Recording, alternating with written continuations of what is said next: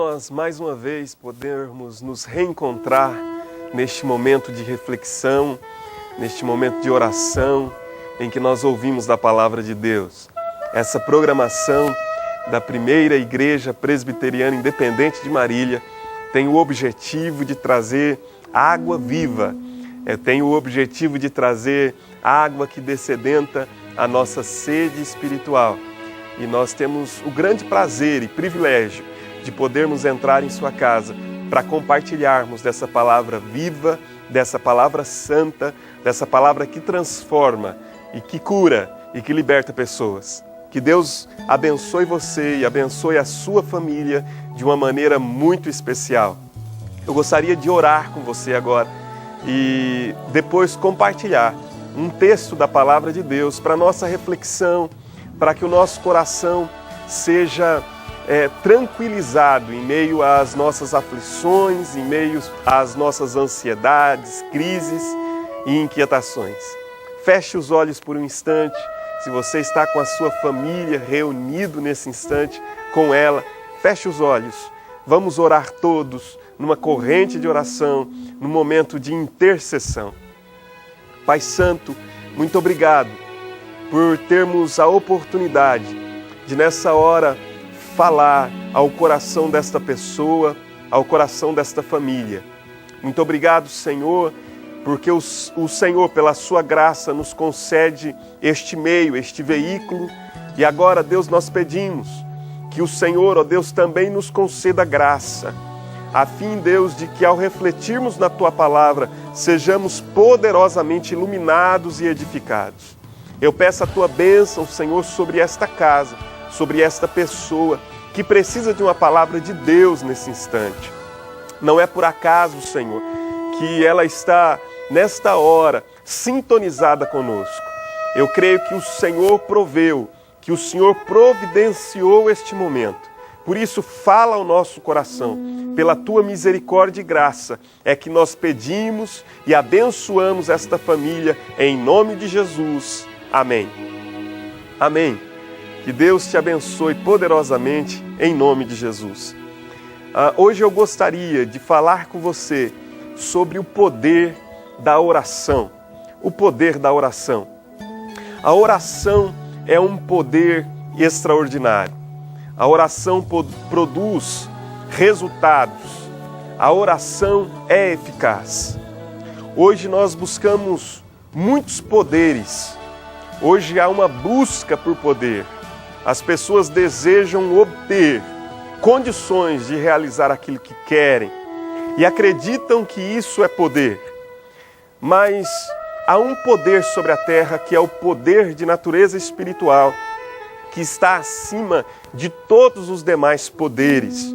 É o poder de Deus. O salmista certa vez disse, uma vez falou Deus, 2 vezes ouvi isso, que o poder pertence a Deus. O poder é de Deus. E nós temos relacionamento com Deus, com este Deus de poder, através da oração, através da nossa comunhão e relacionamento com Deus. E a oração é o meio, é o veículo que nos leva até a presença do Altíssimo. E eu gostaria de, nesse instante em que nós temos essa oportunidade de conversarmos, falar um pouco sobre a oração e a eficácia da oração.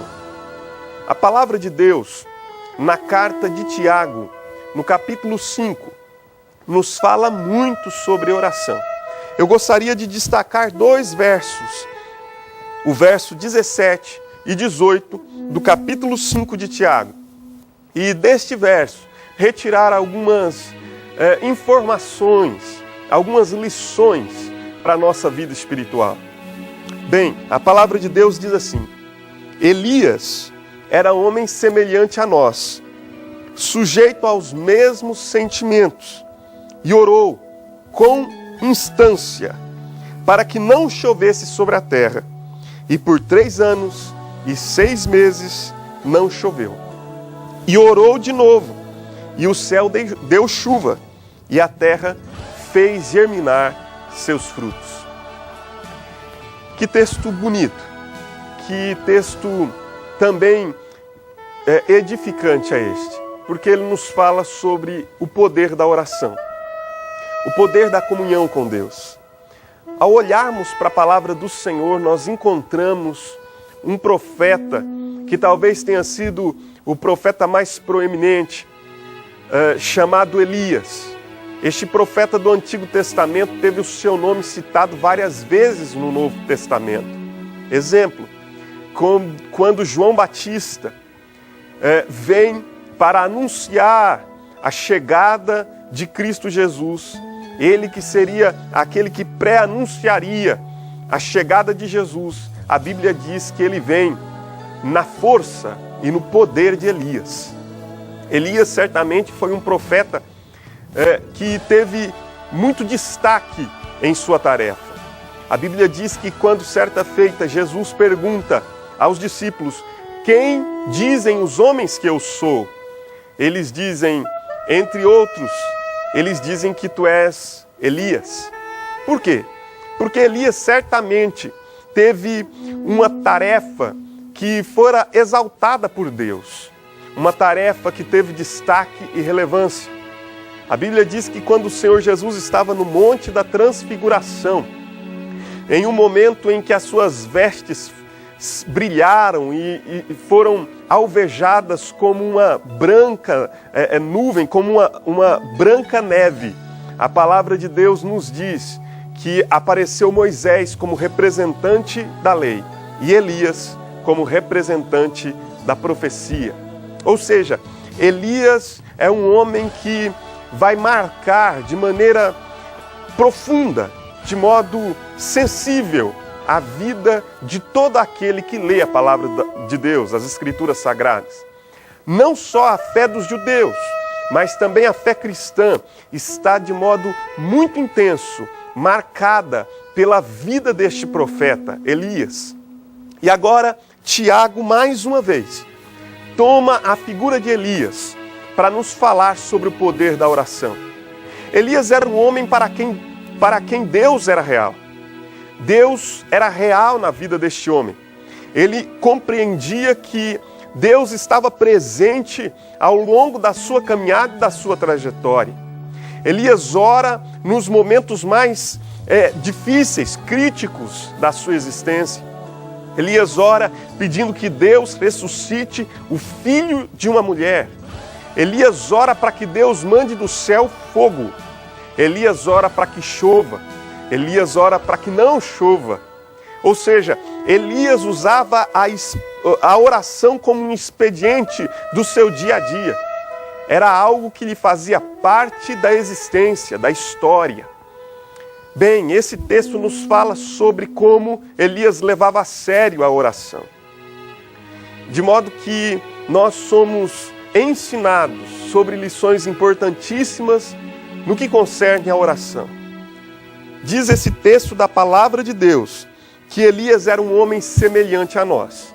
Apesar de ter sido ele um herói da fé, apesar de Elias ter tido o seu nome registrado entre aqueles que fizeram grandes feitos em nome de Jesus, em nome de Deus, a Bíblia nos diz que ele era um homem semelhante a nós, sujeito aos mesmos sentimentos. Mas ele orou. É aí que está o diferencial. É aí que está o detalhe que faz toda a diferença na vida de Elias.